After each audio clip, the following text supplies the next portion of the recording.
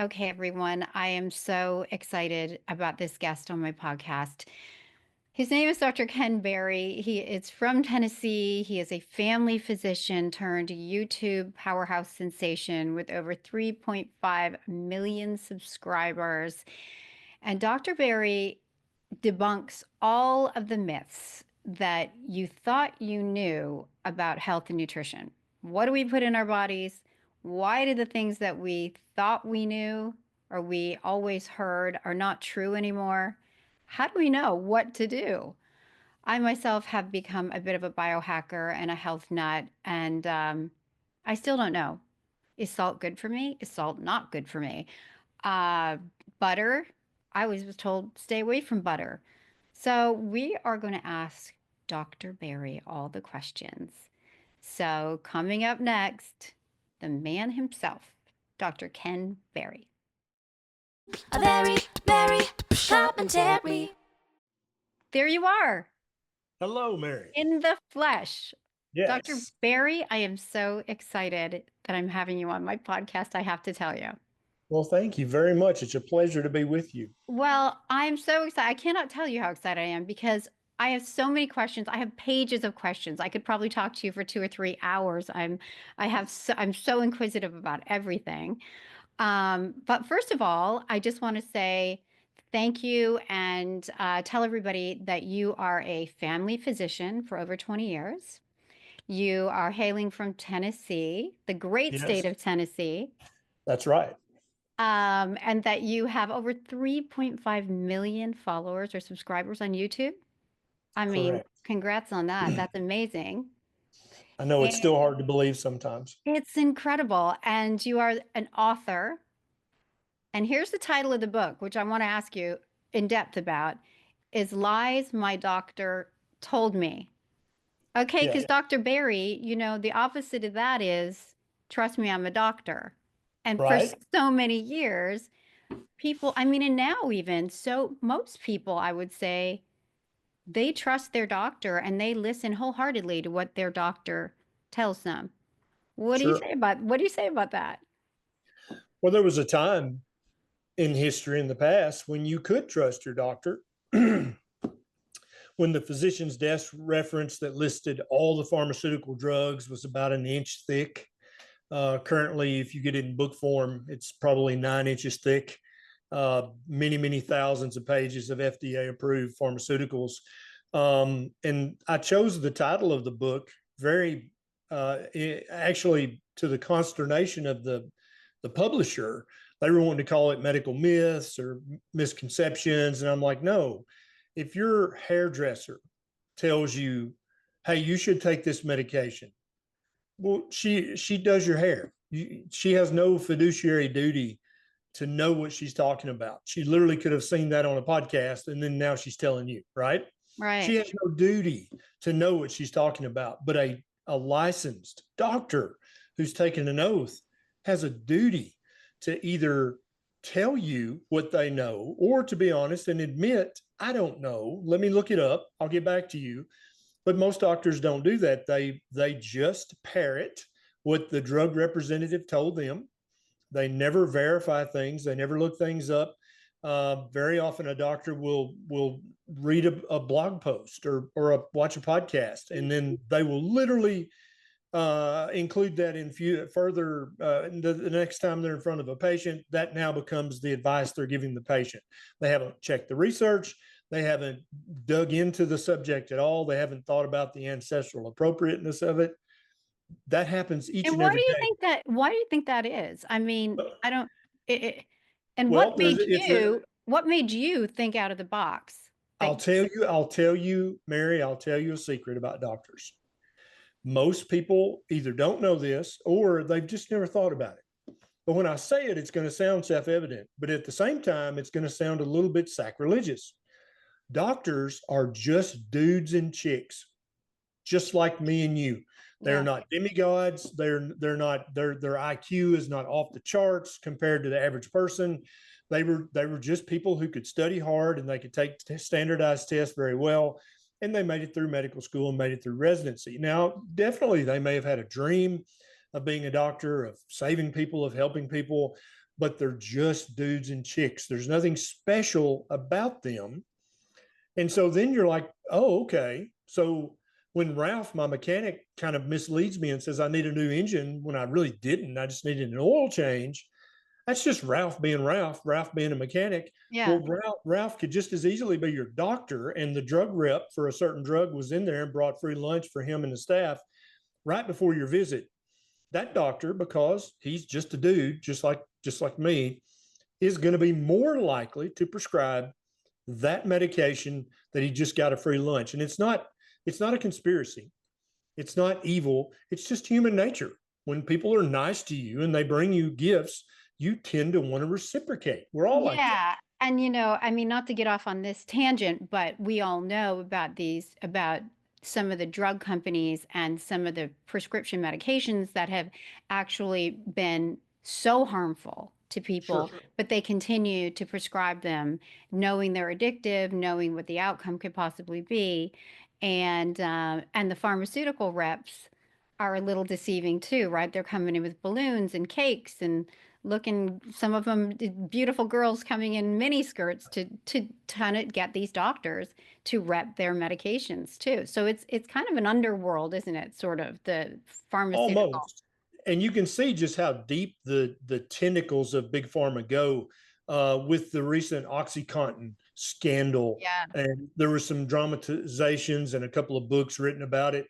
But even towards the end of the OxyContin scandal, when it was blatantly obvious to any doctor who was conscious that this stuff is super addictive, that this stuff literally destroys people's lives, these doctors were still prescribing left and right and left and right because they had this great relationship with the drug rep. Some people implied that there may have been an inappropriate relationship. Maybe there was, maybe there wasn't, but that's not even necessary. It's just that they believed in that drug rep as a true friend, and they would never mislead me. And the research is there because I know that because the drug rep told me it was there. I haven't actually read it myself. And so you can just see these doctors not only destroying the lives of hundreds of patients, but destroying their own career.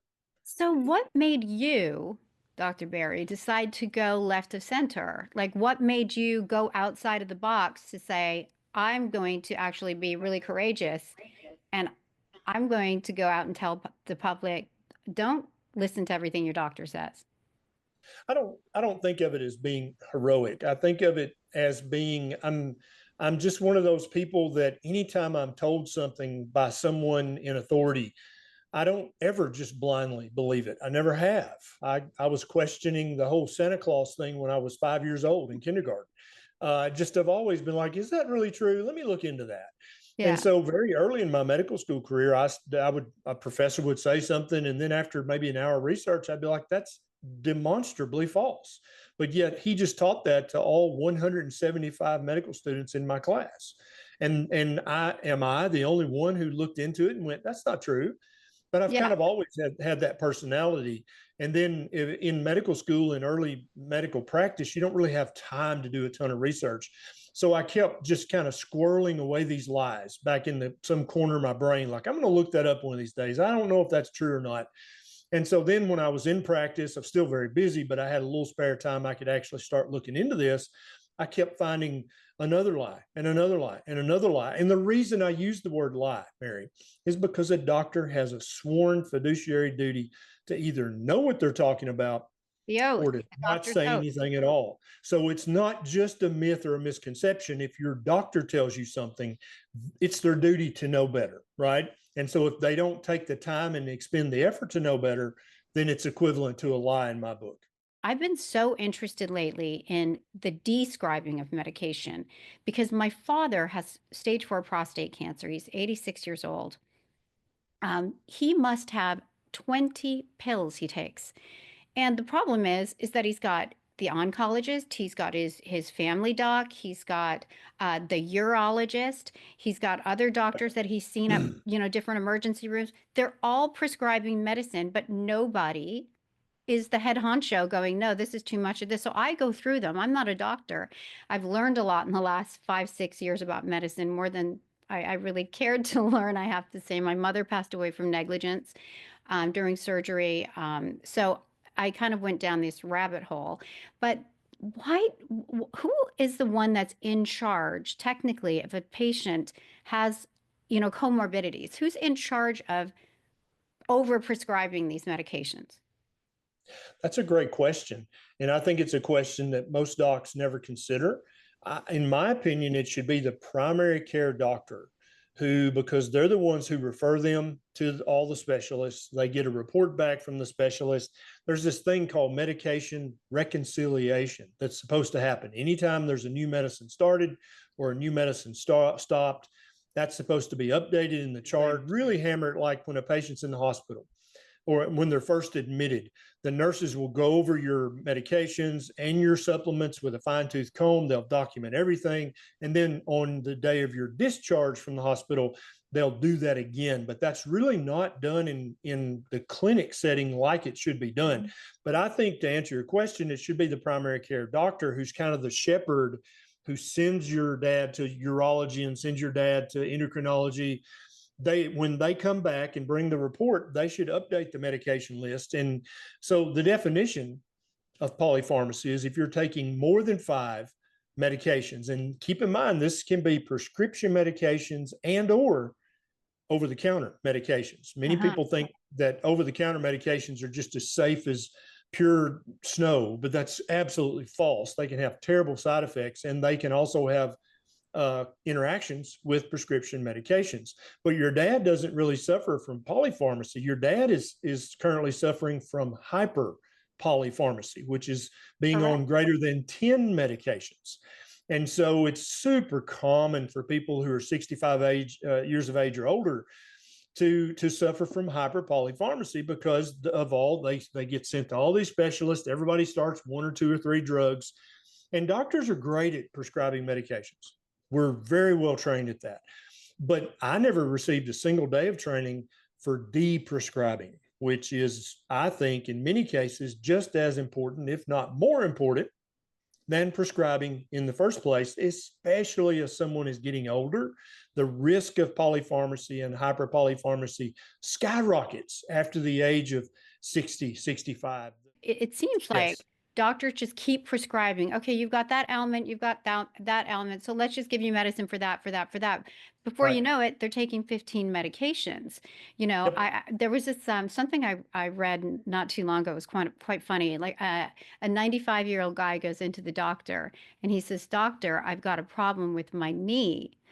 And he looked at the knee and he said, "Well, you're 95 years old, so of course you're going to have a problem with your knee."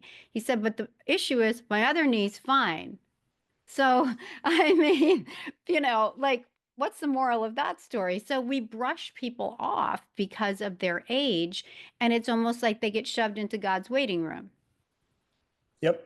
And they get shoved into that waiting room on 15, 20, 25 different medications, all of which have hundreds of drug-drug interactions, hundreds of different potential side effects. And all of these things are not additive, they're multiplicative.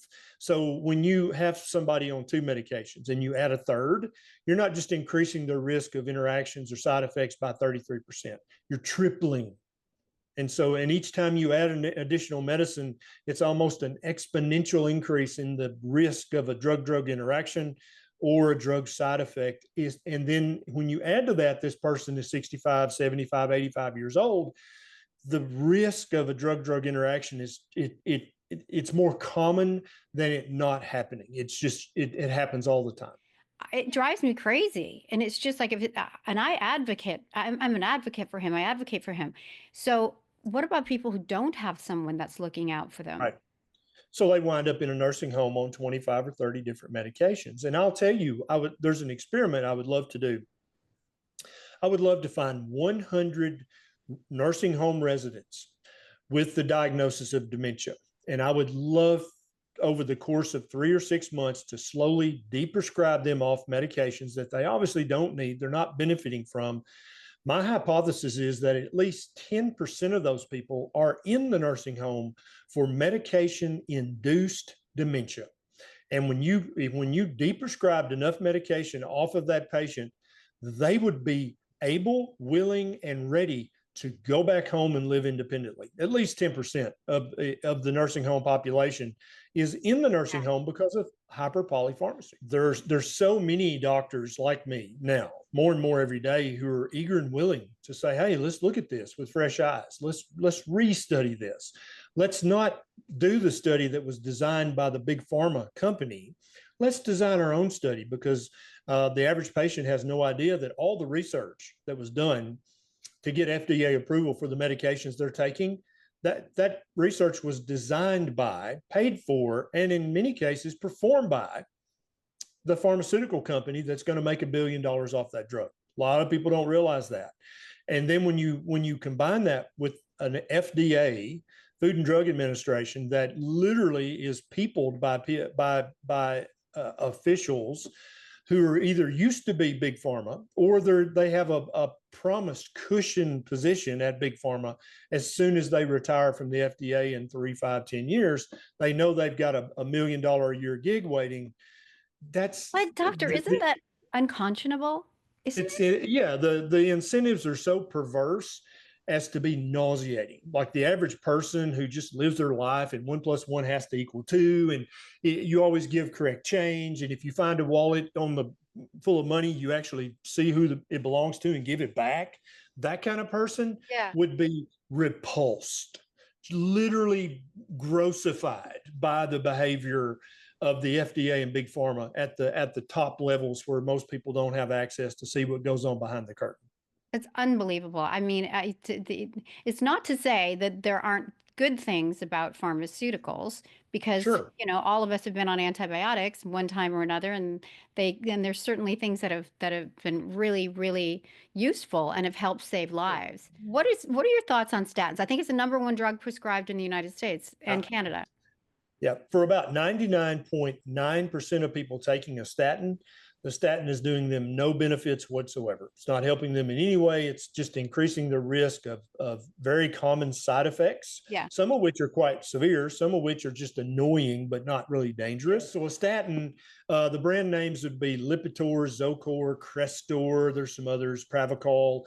And what this does is it blocks one of the steps in the biochemical enzyme cascade that the human body uses to make cholesterol. Now, the first question should be, if cholesterol is so bad and dangerous, why does our body make it every second of every minute of every day? Even our brain makes its own cholesterol. If it's so dangerous and terrible, why is our body making it all the time? That's the first question any rational researcher or doctor should ask.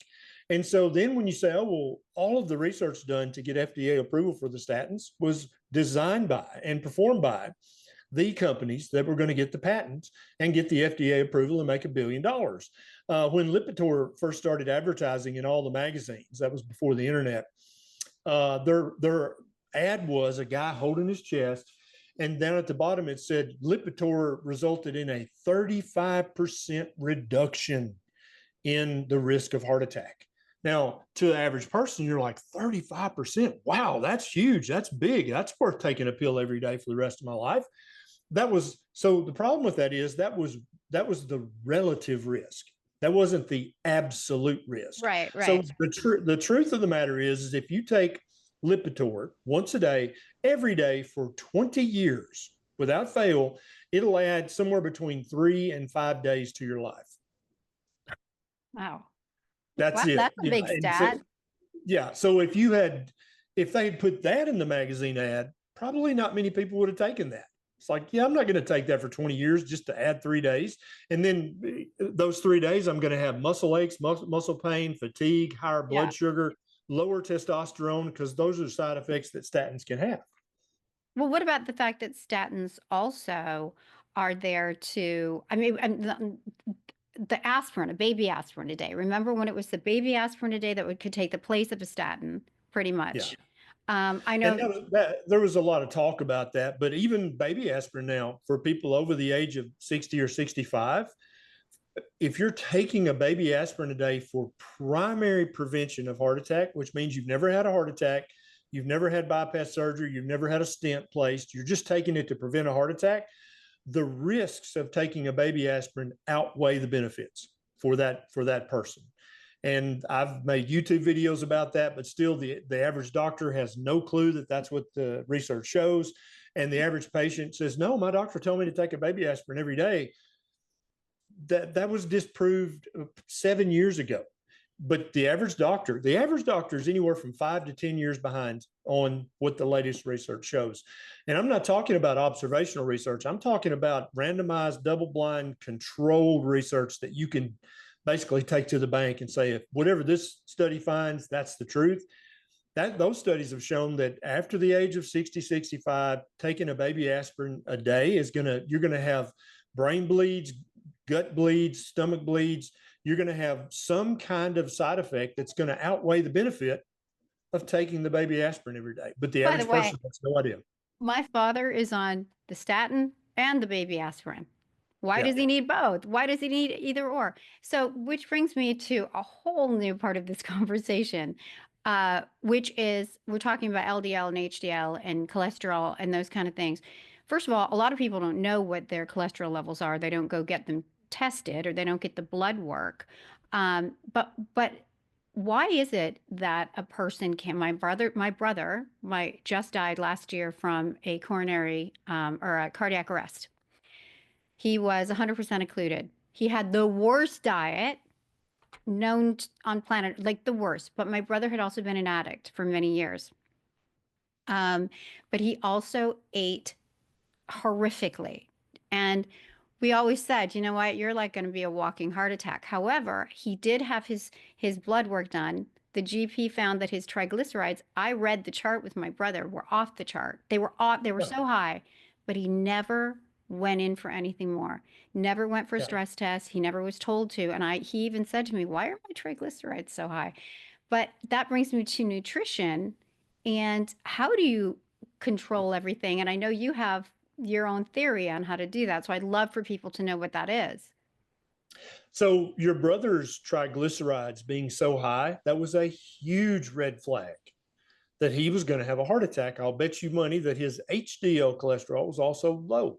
That's that and having an elevated A1C and an elevated fasting insulin and an elevated HSCRP. Those are the 5 tests that I focus on.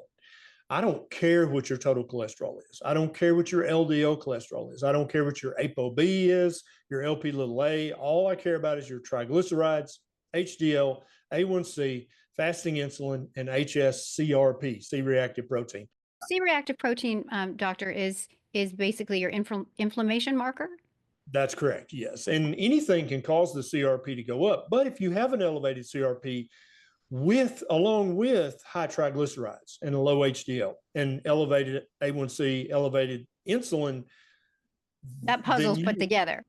That's puzzle is put together and you're a heart attack waiting to happen. Yes. So we're forced to, well, not forced, but it's suggested that we get mammograms after a certain age, suggested that you get your prostate checked after a certain age, but it's not suggested that you get your heart checked. That's where I was going with that whole conversation.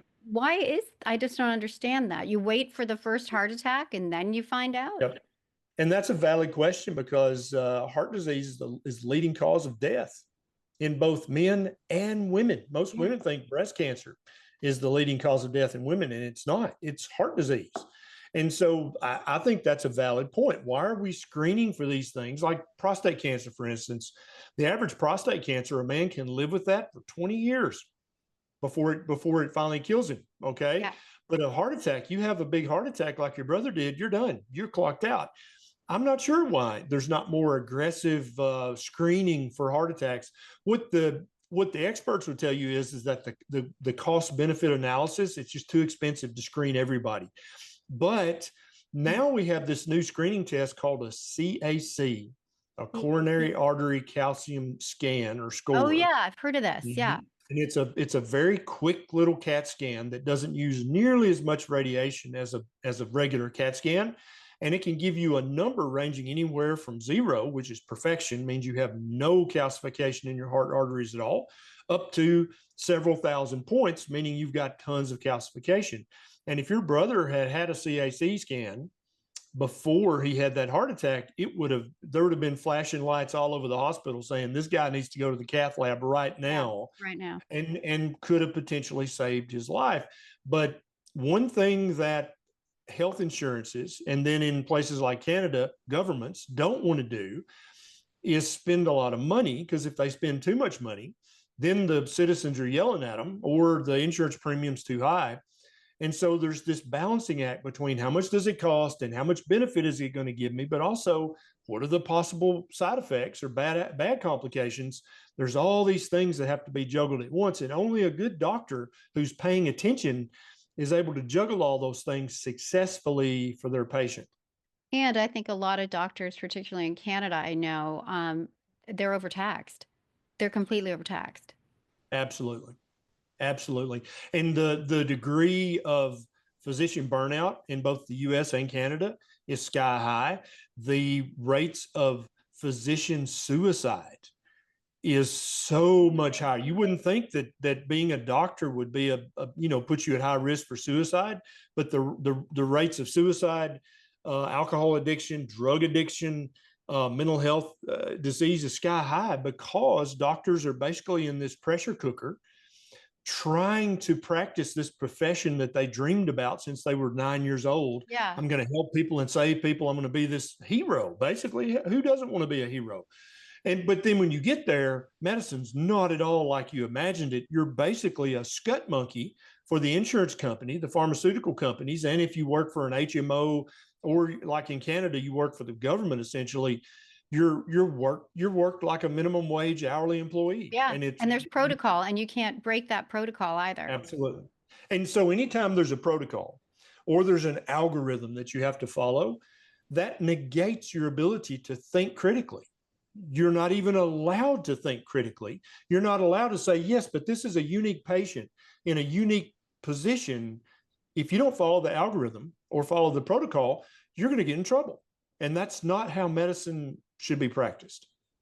Well, I think also, I mean, just to kind of switch gears here from all of that, I know in your book and from reading all about what you believe, a lot of it really has to do with our diets. If we want to stay out of the hospital and stay away from medication, Yep. we're always treating symptoms, rather than being proactive and getting ourselves healthy.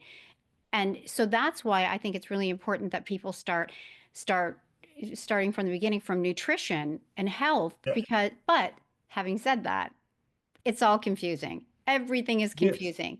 I Yep. mean, and I know that you follow one protocol, or you like one particular, you're more into the carnivore diet or the ketovore diet. Then there's people who ethically won't do meat. And then there's salt is bad for you. Now salt's okay for you. The butter's bad for you. Now butter's okay for you. How do people Right. like navigate this? So many interesting questions there. So medicine and nutrition is the only field where they can flip flop on a position every 2 or 3 years. And nobody, I mean, any other profession, and you would get canceled for that. Imagine if engineers, civil engineers, every 2 or 3 years, they're like, well, it's not really dangerous if a bridge falls down. And then 3 years later, oh, it's very dangerous if a bridge falls down. Everybody be like, are you crazy? What's wrong with you? And so that's essentially the same thing as saying, oh, well, butter will kill you. Oh, no, butter's good for you. Oh, no, well, eggs are bad. Eggs are good. This is ridiculous. I don't know. And I can tell you Yeah. why that happens. The reason that happens is nutrition experts do a kind of research called observational research, which can never prove causation. It can never with that kind of research can you say, eating eggs causes cancer, or eating eggs causes heart attacks, or eating butter causes heart disease. You cannot say that because that research can never show that. But we were So told that. that's right. And so, but what happens is they publish the study, then they issue a press release, and then Time Magazine goes and they interview them. And Time Magazine doesn't have a nutrition editor. So this is just a reporter who doesn't know anything. And so each step along that pathway, the message gets amplified. So what the researcher study probably found is that in an observational study, which can't prove anything, that there was a 1.2% increase in heart attacks in people who ate over a half stick of butter a week. Right? That's a possible correlation, a possible association. That doesn't in any way mean it was the butter. Those people may have also smoked and drank whiskey. You don't know, right? And so, but when the reporter gets done with that, then it's like too many eggs causes heart disease. That's not Right. what Eat the the egg research. whites. Don't eat the egg yellows. Eat the Right, white. right. But that's not even what the research showed to begin with. It's called headline inflation. Because if you posted the headline, eating over a half stick of butter a week increases your risk of heart attack by 1.2%. Nobody's going to read that article. But if your headline says OMG, butter will cause a heart attack, Oh, you're going to get everybody's readers. going to click on that Yeah, and yeah, read yeah, that. yeah. But then the problem is the average person just reads the headline. It's like, see, Herman, I told you should cut down on butter. And then they switch to margarine, which is 100 times more dangerous than just eating butter. And then you wind up with heart disease, and nobody knows anything about anything because everybody has confused everybody else. It's maddening, really. And so what I tried to do with my dietary recommendations is to go back to the ancestral diet that we ate more than 10 or 15,000 years ago. And that's knowable. In fact, anthropologists know very well that before 15,000 years ago, humans were categorized as super carnivores, meaning that 70% of the food we ate on a daily basis came from animals. Yeah, they Could be caught fish, it, they ate it could it, be, and there was that's right. there Right. weren't any carbohydrates to be had, right? There was The just meat. carbohydrates were few and far between. Sometimes you might, if you were starving, meaning you didn't make a successful kill on the hunt, you might dig up some tubers. When the berries were ripe, of course you ate the berries, but that was for a week out of a 52-week year. Once a year, you found a honey tree. The whole tribe ate the honey and laid around in a sugar coma for 2 days.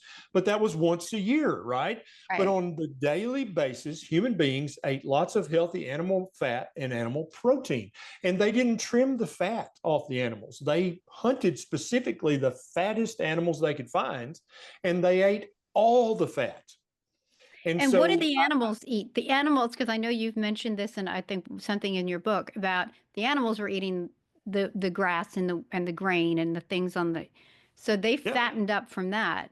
Sure. So birds are designed to eat grains: wheat, rice, oats, corn, millet, amaranth. The birds, so chickens, which used to be jungle fowl, they're designed to eat that. And that's a very healthy diet for them. But for humans, that's a starvation diet or a poverty diet. If you can't get any meat and eggs, then definitely eat the wheat, rice, oats, and corn. But you're not designed to have optimal health eating that. Whereas cows and venison and sheep and goats, they're designed to eat grass and weeds. Well, I have a question about that because, Sure. obviously there are a lot of ethical reasons that people don't eat meat. They don't want to eat meat because they don't find it ethically okay to do that. Right. And then I was going to say, I also know a lot of people who are vegans, vegetarians, and they're not the healthiest people. I have to agree with you on that. I have to agree with you on that. I happen to know quite a few, and and they don't look as healthy. Now, I didn't eat meat for probably 20 years, since I was like 14 years old. And I met a cow that I really liked, and it's a crazy story, but I just fell in love with this cow. It was like a dog. And I'm like, I can't ever eat one again. But I ate chicken, I ate fish. Sure. So what do you say about, and by the way, I have mingled back into, I'm back into meat in the last 5 years. And I have to say, I probably am the healthiest I've been in a very long time. But what do you say about chicken and fish? Chicken and fish are fine. We've eaten those for hundreds of thousands of years. But here's the thing about the vegan diet, and I have many friends who are vegans. I don't judge them. I don't denigrate them. They're just wrong, and I'm sorry. So there's several ways we can look at this. First of all, we can tell through stable isotope analysis what our ancestors ate, and they all ate meat, all of them. There is no exception. And so even for people who it's their religion to not eat meat, that only goes back 5, 6, 7,000 years. If you go back past 10,000 years, even people who now are Buddhists, their people ate meat. People in India, all of their ancestors ate meat. any religion, any ethnicity who's known for not eating meat, if you go back enough generations in time, all of their ancestors ate meat, lots of meat all the time, every day. There was, because back then you couldn't afford to have these modern kind of elitist religious views that, oh, I'm too ethical and moral to eat an animal. You would starve to death in back in the real world Yeah, it before was we the had. goat, they'd slaughter the goat, slaughter Sure, the sure, cow, right? And yeah, they'd have the roasts yeah. and the, and yeah. and for most people in most parts of the world, before modern refrigeration and refrigerated transport, you would die if you didn't eat meat, eggs, or fish. You would die because there would be nothing for you to eat. Now, with refrigeration and cargo ships and bringing produce from all over the world, it's like it's the harvest season every single day of the year at your local supermarket. And so you can eat dragon fruit every month of the year if you enjoy it and you think it's healthy for you. But that has only been since about the 1940s that was even possible. And so I think many people have become modern elitists. And I think that a vegan diet is a blend of being very elitist and also quite immature. And then also not very well studied in archaeology and anthropology. Because if you think about this critically and look into this to any depth, you realize there was never a vegan culture that was a successful culture or empire. That has never happened in the history of the world before modern refrigeration. Well, what do you It was say impossible. about getting protein? I think protein is a really important word because Sure, vegetarians and vegans that I know, they try to get proteins from things like beans, for instance. sure. That's a big one. Is there a difference between getting your protein from beans and getting your protein from meat? Yeah, absolutely. The protein in meat is much more absorbable. It's more bioavailable. It's more usable by your body. You can get adequate protein if you get your beans and your lentils and your rice, but you really have to go out of your way as a vegan to get enough protein, because the protein that you're going to get from vegan sources is not nearly as high a quality as the protein you'll get from meat, eggs, and fish. And this is proven. This is not even debatable if you get deep into the nutrition research. Right. Nobody debates that the protein from an egg or from a ribeye or from a tuna is way better for the human body. Well, then you got the mentioning of tuna and fish. So what kind of fish do you suggest people eat? I think any fish is fine. I try to avoid eating the larger carnivore fish because they've eaten hundreds and hundreds of smaller fish. And And that so would be, what would that if be? the, so like I would never eat swordfish, and I would never Ah, eat the really, really large tuna because they've eaten thousands of little fish. And if there is any mercury or any toxicity in the water, that's going to magnify, right? So this big 100-pound tuna has eaten yeah. 20,000 tiny fish and concentrated all the mercury from those little fish. And so the fish that I recommend are smaller fish, and then also herbivore fish. So like small tuna, like if you buy the cheap canned tuna, Yeah. that's actually lower in mercury than if you buy Really? that big, beautiful red tuna steak at Whole Foods, because the tuna in the can, they catch a bunch of small tuna and grind them up and put them in the can. They haven't eaten nearly as many thousands of tiny fish to concentrate the mercury as that huge tuna steak that you would pay, I don't know, $50 for at Whole Foods. That tuna ate probably 100,000 tiny Never fish thought of that, like what they eat. exactly. And so it's very often cheaper foods that are really the healthier foods, but they're not nearly as pretty. They're not as sexy. They don't look as good at a dinner party. Yeah. And so therefore, appearance is everything. In some circles, I prefer to eat things that are actually good for me. And some people, look down their nose at that, but I'm sorry, but the truth is the truth. You know what I eat a lot of because I spend so much time in Vancouver, like I've been living in Vancouver for part of my life in Canada, um, is salmon. And Yeah, salmon is you get great salmon, of course, in the Pacific Northwest, you get the sure. best salmon. But of course, now I won't touch like farmed salmon. Right. Right. And farm salmon, first of all, I think it's unethical to farm fish the way they do. I think it's unethical to put animals in feedlots like they do with cows and pigs. I think all that's unethical. I totally agree with the vegans on that point. So where do you get But your meat then? Where do you get your meat? so right now we have 61 sheep in the pasture. And I was just out there this morning. I rotationally graze our sheep. I move them all around to a different pasture every 2 or 3 days. And so we're about to send 40 of them off to markets, which is a euphemism for, right? They're going to go in the freezer.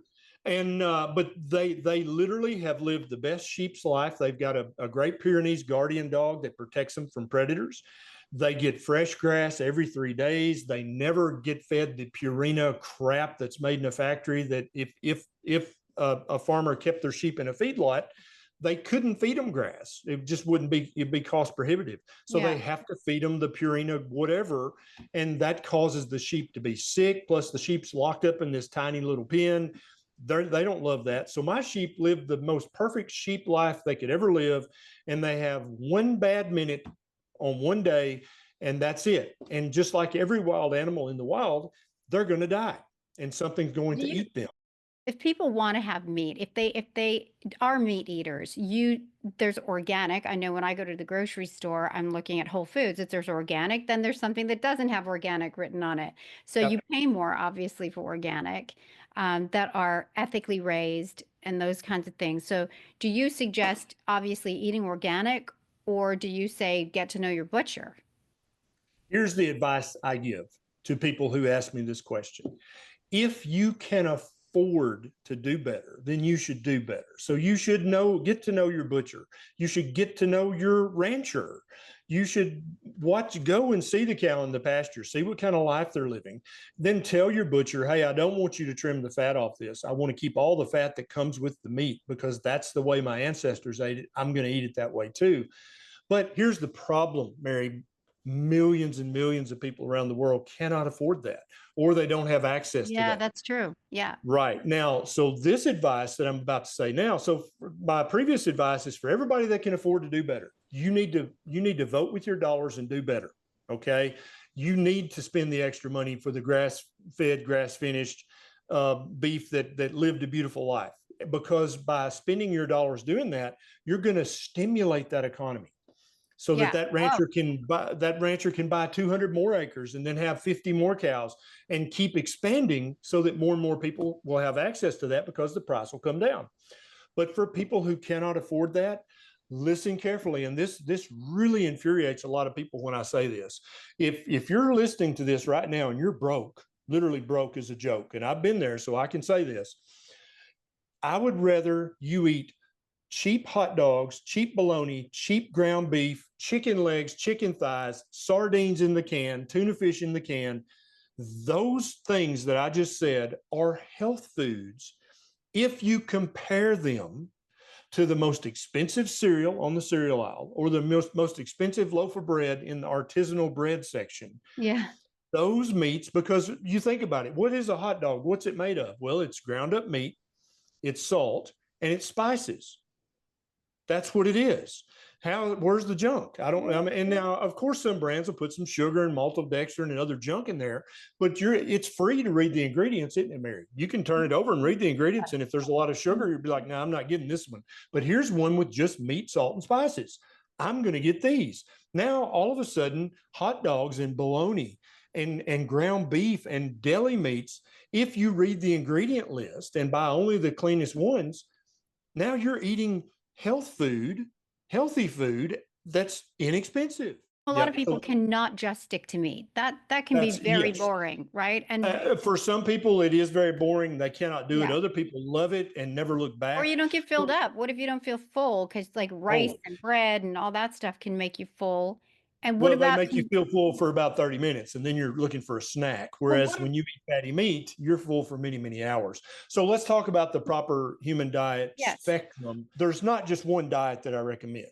A lot of people think, oh, I'm the carnivore doctor. That's actually not true. And I've said this 1,000 times, but people love to put you in a pigeonhole, right? Yeah. So there's a spectrum of the proper human diet. Over on this side is a low carb diet, under 100 total grams of carbohydrates a day. It includes lots of vegetables, lots of plants, nuts, seeds, berries. And for young people who are very active, that's perfect for them. They're going to be perfectly metabolically healthy with that. Some people, if they tend to fatten a little easier or they tend to develop diabetes, they need to cut down the carbohydrate intake to about 50 total grams a day. That would be very low carb or keto-ish. Some people have to cut down the carbs even more, down to 20 total grams a day. That's a ketogenic diet. And a ketogenic diet's been around for thousands of years. It's not some new fad diet, but it did just become popular again recently. But doctors have been studying the ketogenic diet for over 100 years. It's well known in the medical literature. Now, for some people who have severe autoimmune conditions, or they have severe obesity, or they have a severe inflammation in their body, they either need to go carnivore for 90 days and then reassess, because they can always go back to keto, ketovore, or low carb or low carb. They can go anywhere on the spectrum, but they need to do 90 days of carnivore, because carnivore is the least inflammatory. Is butter included in carnivore or no? Butter is more What's that? keto. Butter is it Butter keto? butter is absolutely carnivore. So that if for anybody, if they need a simple way to remember, well, what's on a carnivore diet? Beef, butter, bacon, and eggs. Beef, butter, bacon, and eggs. Yeah, it's super easy. It's available at every supermarket. It's relatively inexpensive, and you can eat it every single day for the rest of your life, and you won't develop any nutrition. Isn't bacon processed meat, like over processed meat? Okay, let's talk about that. So, you hear that a lot, and bacon has been denigrated. But let's think about it. What is bacon? They take a hog, they slaughter it, they get the slab of meat that will turn into the bacon, they slice it up, then they put some salt and some spices on it, and then they put it in the pot. Right. Human beings have been curing meat for 8,000 years, Mary. This is not some weird chemical thing. Okay. Yeah. We've been curing meat for a long damn time. Bacon is a health food. Bacon is full of healthy animal fat and animal protein. And I know a few of your viewers right now, their brain just exploded, because this doctor who's licensed and board certified said that bacon's a health food. Yeah, bacon's not ultra processed. It's just sliced up meat with some salt and spices. That's all bacon is. So I have a really important question before we close. I just wanted to ask you about the bacon, because like one of my sons is very into, he's quite thin, but he's starting to try to build muscle. He said to me when I was telling him you were coming on the program, he asked me to ask you, what does he do for energy? Because he eats carbs to go to the gym to get energy. Right. And he said, if I cut out all my rice or any carbs, then how am I going to get energy? So he believes that currently. That's what he was trained, maybe by a trainer or somebody. That's completely false and untrue.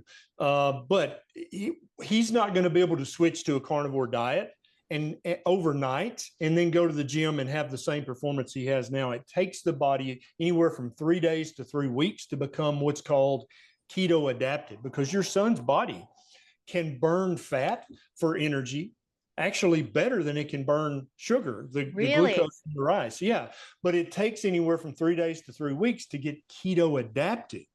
And there are now ultra marathoners who will run either fasted or they'll run just on meat, and they can run forever because you're tapping into your stored fat. You can burn that for energy. You never bonk or hit the wall.